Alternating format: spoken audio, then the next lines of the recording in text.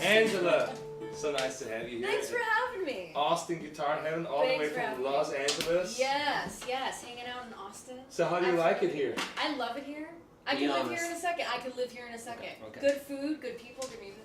Right on. That's it. That's all you need. Yeah. Perfect. It's unseasonably cold, but 50 isn't really cold to most people. So you're on tour right now, like a mini Yes. tour with Jenny. Yes, with Roses and Cigarettes. Roses and Cigarettes. So Yeah. tell me a little bit more about the band and how you guys started this whole thing. So we've been a band 4 years, and we started off being a country cover band. I had auditioned to be the guitar player, and then we started playing, and decided we should do this Okay. Yeah. on our own. And broke off and have been doing it ever since and loved it. Released an album in 2015 and are currently gonna start heading in the studio to record the second one. Very nice. Very nice. Cool. Yeah. And so you play acoustic gigs and duo gigs as well as full band? Yes, we right? do both. We do Yeah. both. Again, depending on the venue and even how we're feeling that day. Like, Right. let's bring the guys with us. And Right. we do. So our lineup, when we do acoustic duo, obviously it's two of us. And then when we have full band, I usually do electric and acoustic. Again, depending on the set list.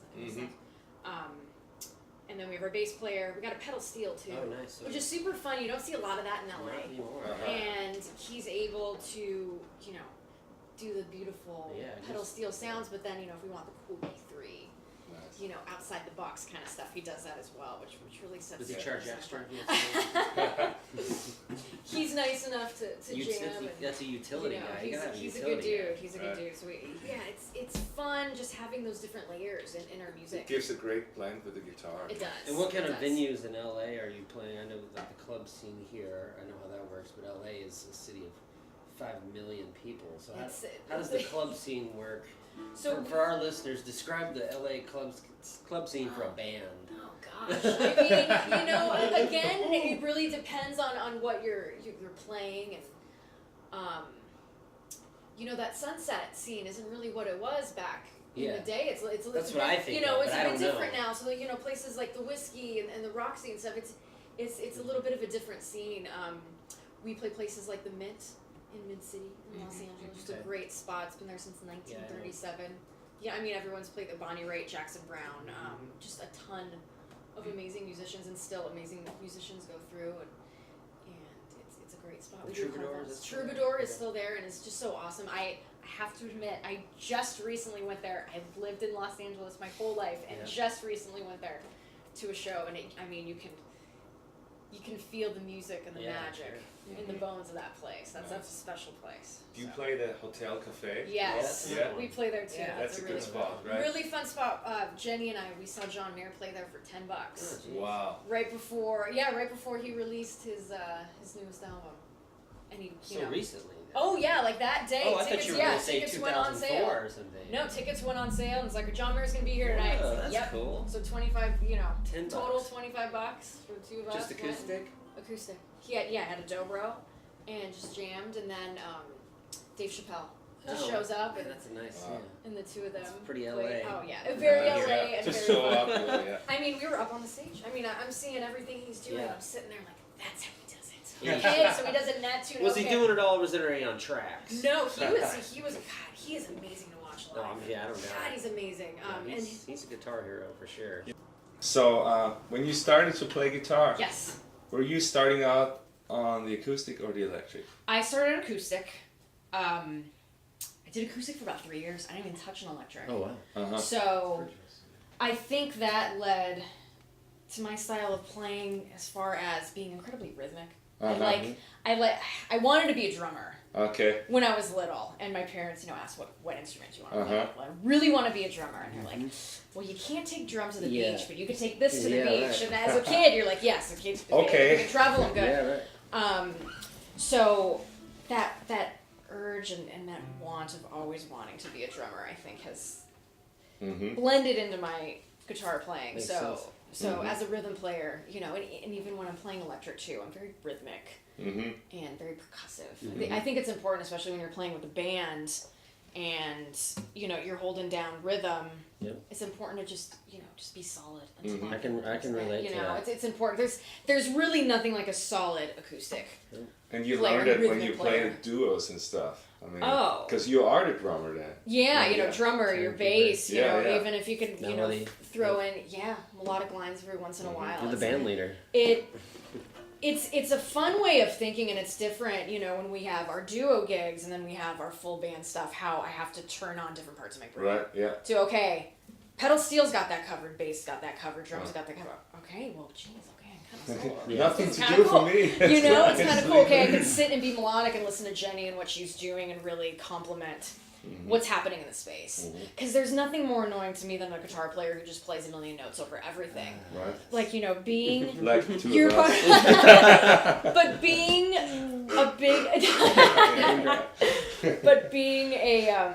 it's team. Yeah. It's a team, Yeah, and we're you all get there it. to help each other, and it's really... The end result is the beauty of the Yeah. music. I think it's also, you know, when you start playing more like an arranger, that's, like you say, it's kind of Yes. listen to the whole band. Yes. And you're not so much like the player anymore. You just like, the whole Right. thing is your Yeah. instrument, the whole band. Right. Yeah. You know, and Like that, we're yeah. very, very lucky. We have awesome guys who play with us. Our producer and our bassist, Michael Lyons, is just so incredibly in Michael tune. Lyons. Michael Give him a Lyons. shout out. Yes. Shout out for Michael. he just has such a wonderful ear, and it just really listens. So when you play electric, Yes. what do you bring on the road usually? So- Pedal wise, Oh yes. guitar wise. Pedal wise, what do you guitar wise, bring? amps. So my whole rig, my first pedal's a compressor. So I use an Analog Man mini Bicom compressor. So it has the raw side and then the juicer side. Okay. You can use both or one at a time. What I technically do, I leave the raw side on. I love the glossiness and the sustain that pedal brings to your playing. Right. I think a compressor is one of the most underrated Yeah, people terminals. don't know how to use it. For People sure. don't know how to use it, and I think it is so crucial. I mean, I never turn that thing off. Uh-huh. Yeah. I think it is so crucial to have on your board. It just adds a nice resonance and just glossiness, and like a professionality. Sounds to like playing. finished. Kinda, It does. It yeah. just sounds like a nice, just a Yeah. nice gloss. That's Uh-huh. a That's good how I like it. adjective. Yeah. Especially if you play like house amps, you know, it's good to kind of have something to Yes. solidify your sound Yes. with your It's- board. I think. House amps, otherwise known as backline roulette. Yes. You're like, Yes. oh no, that's somebody's solid state 10 watt. We're gonna make Yeah. that work tonight. Yeah. With pedals, Oh, gosh. sometimes you can cheat and make a bad amp sound really good with some Yes. good pedals. Yeah. So that was a trick that I learned to put the compressor first and then into the tuner. Mm-hmm. So Chris Lawrence, Mhm. our buddy, pedal steel player, awesome. He's in LA, love him, great Chris. guy. Chris Lawrence. He told me, he used to live in Austin for Oh, wow. a good Okay. while. Yeah, Okay. he's a good dude, awesome player. And he said, put the compressor in front of the tuner. The sustain of the compressor leads the tuner to read the string a bit better when you're tuning. So it's a Makes nice sense, little I trick, guess. and it's been working so far, Wow. and I love it. So I do that. So tuner, and then I go into my Vox Wah, Mm-hmm. which I love, Mhm. and then I go digital delay, and then I've got my fuzz pedal, and do overdrive. So right now for the fuzz, I go through a Pro Analog. You have to delay before the fuzz? I have the delay before Wow, the fuzz. so how does it sound when you have them both on? It's interesting. It's a cool sound. I like it. Yeah. And it It must be works. like total like chaos, no? Or... It's you know what it works. It works with what we do and the sound. I really like it because I was a bit it's like I don't know is that gonna work, but I love what it adds. Uh-huh. I love what it adds. So, There's no wrong way to hook up a board, really. I mean, No, I mean... I like mine's it. pretty wonky. I like it a lot. So I go through a Pro Analog. I got a Mark IV on there right now, Mm-hmm. which is like a vintagey style Mm-hmm. fuzz, which is great. And then I've got a Prince of Tone Analog Man as my overdrive. Okay. And then out to the phaser, and then trem. So Okay. tremolo out. Okay. So I like old sounds. I don't, Mhm. I don't Yeah. use a ton of delay when I play. If anything, it's a bit of slapback. Okay. I'm not, I don't use a ton. Okay. I don't use a ton. I'm a very Mhm. much, overdrive. I use a lot of clean. Like a lot of time, I just leave a bit of the slapback on from the delay, and then I got the compressor, which is always on. I never turn that off. And a lot of times it's just tone. And I think a lot of tone, most of it is right here. Yeah, that's Right true. on, yeah. Most of it's right here. Yeah, that's Yeah. true. So, I like them as, I think of my pedals as paint, Mm-hmm. and sometimes you don't need a bunch, and sometimes you do, Right. and sometimes you don't. So, again, Yeah. just depending on what you want to do and how you want to sound. And what about your It's amps? beautiful. So, amps, I go through a Hot Rod Deluxe. Oh yeah. I love that. I believe it's from like 92. You do like simple. That's I do. exactly what I like play. simple. I mean, You makes know? total sense when I hear you Because the play music all that this. I grew up listening to and that I liked and that Mhm. inspires me every day came from simple sounding, Yeah. just good quality, simple sounding stuff. Yeah. And a lot of times less is more, Mm-hmm.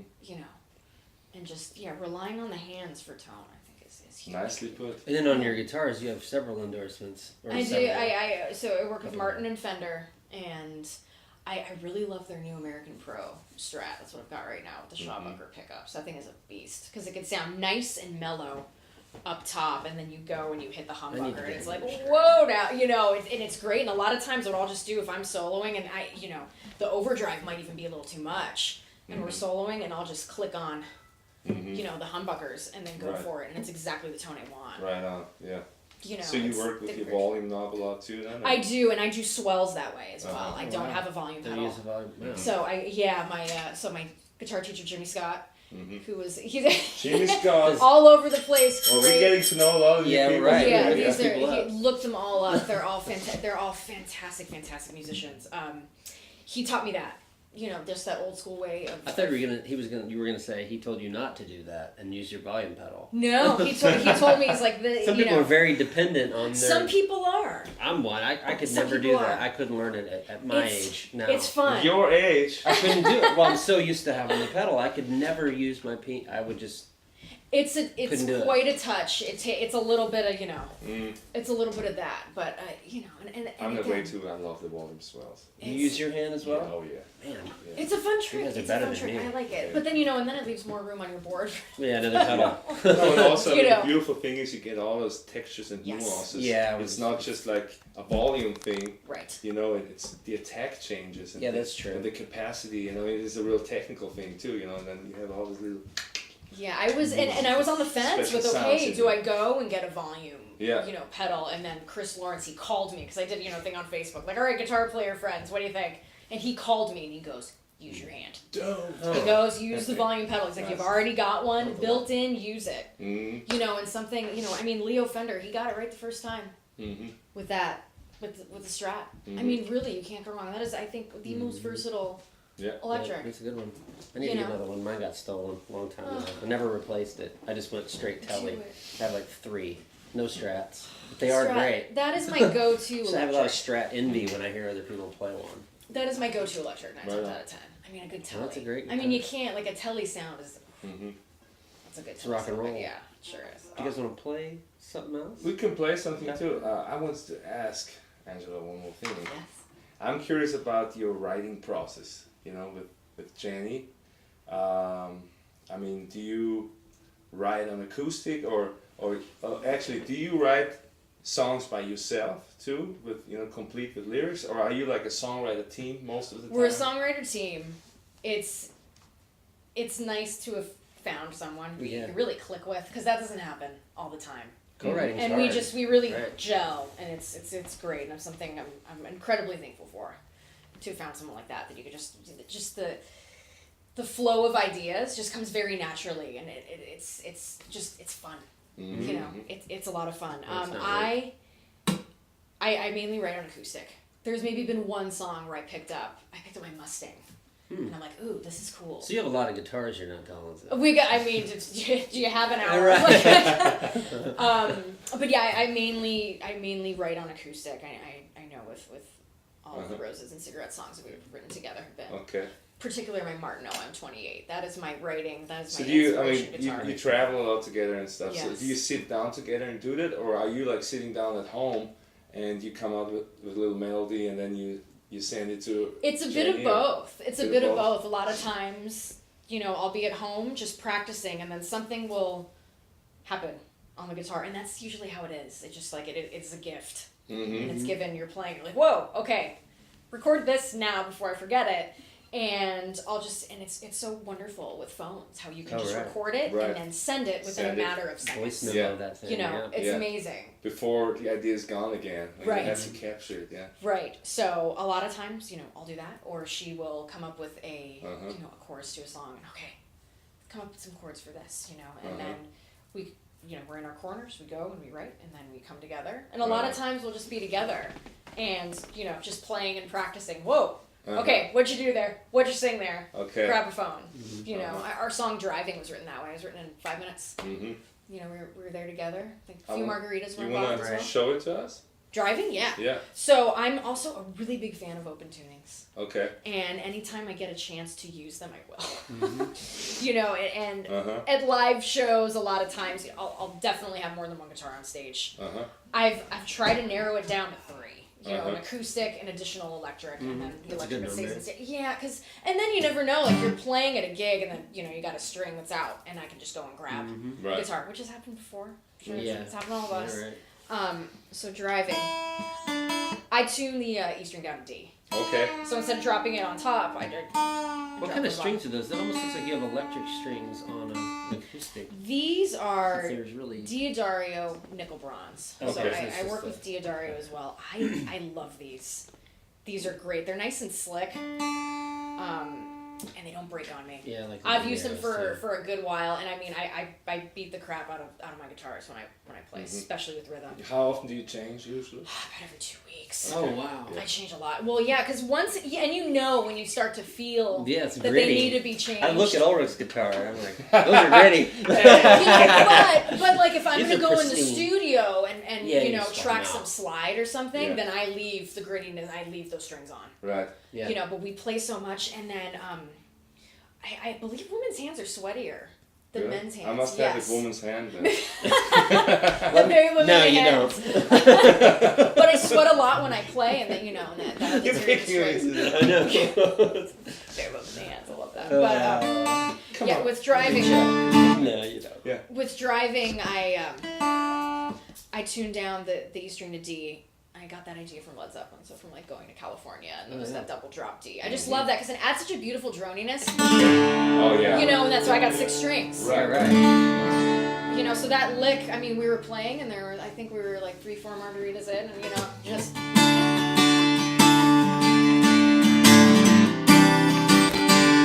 It sounds like a 12 string. It's got this nice openness, but.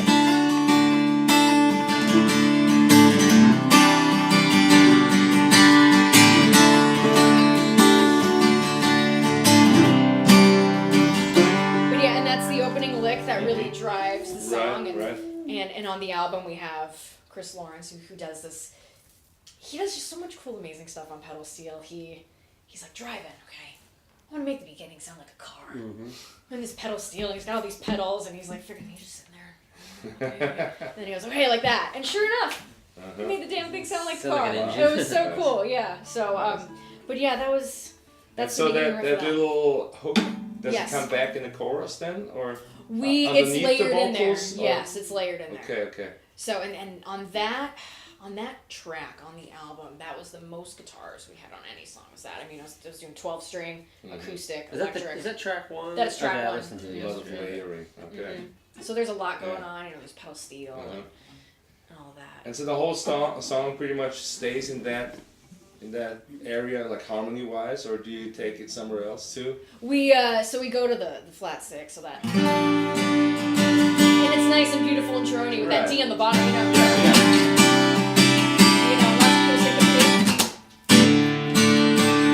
a lot of cool stops and cool percussion and again it's like a very percussive, cool like driving sort of song.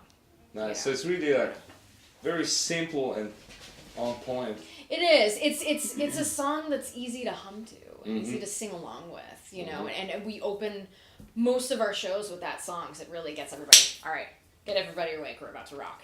It's one of those, and it's just, that is our go-to opener. We love, love, love opening.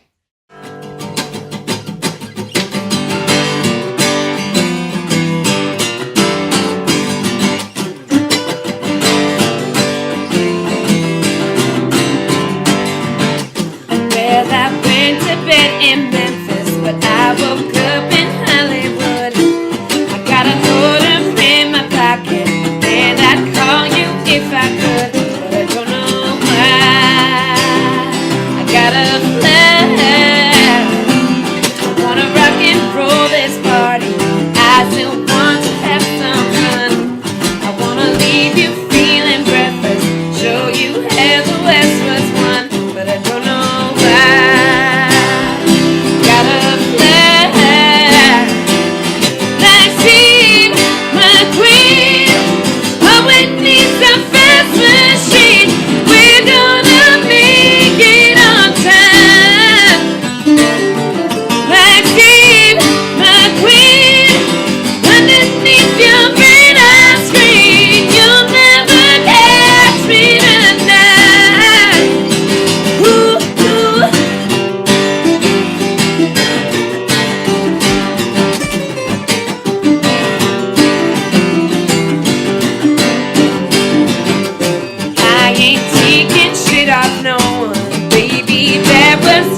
day. I'm a North American rebel, making my big getaway. Don't know why, gotta fly. Maxine, my queen, always needs the fence machine. We're gonna make it on time. Maxine, my queen, underneath your radar screen, you'll never catch me tonight. Ooh, ooh. Ooh, ooh.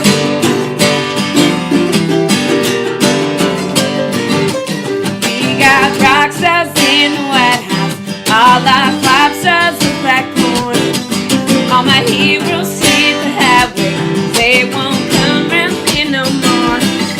You can try me on my cell phone. You could reach me on that long. You won't catch a street bird. I'll already be long gone. Maxine, my queen, always needs a fast machine. We're gonna make it on time. Maxine, my queen, underneath your radar screen, you'll never catch me tonight. Ooh, ooh. Ooh, ooh.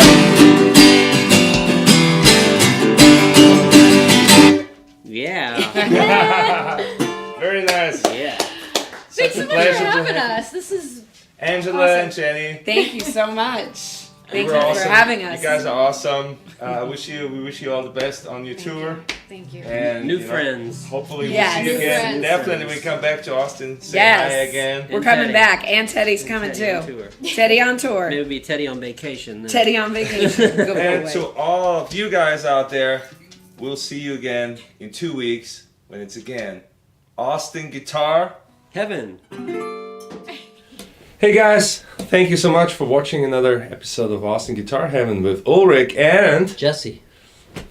we had a lot of fun again today. Before we say goodbye, we want to give a shout out and do a toast on our season sponsor, Gaia Soto, Austin-based local distillery, and was recommended to us by our friend Lazan from Bee Wine Date. She's the expert on that stuff. So here is what she said about this particular spirit. Gaia Sotol Anejo, 100% Agavacia Sotol, aged 2 years in Hungarian oak. That's pretty close to Austria. Yeah, maybe some of your long distant relatives. Gaia Sotol is akin to tequila.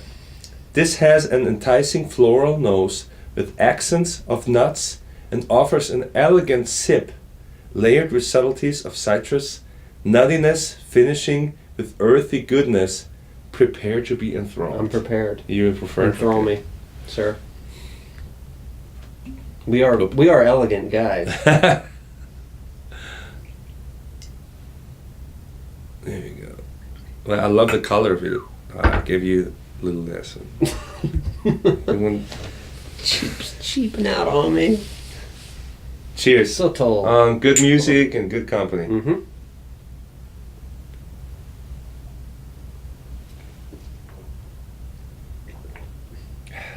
I'm enthralled.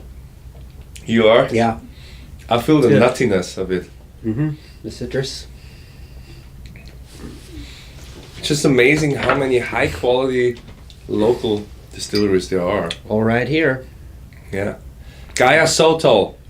And we see you guys in 2 weeks again at Austin Guitar Heaven.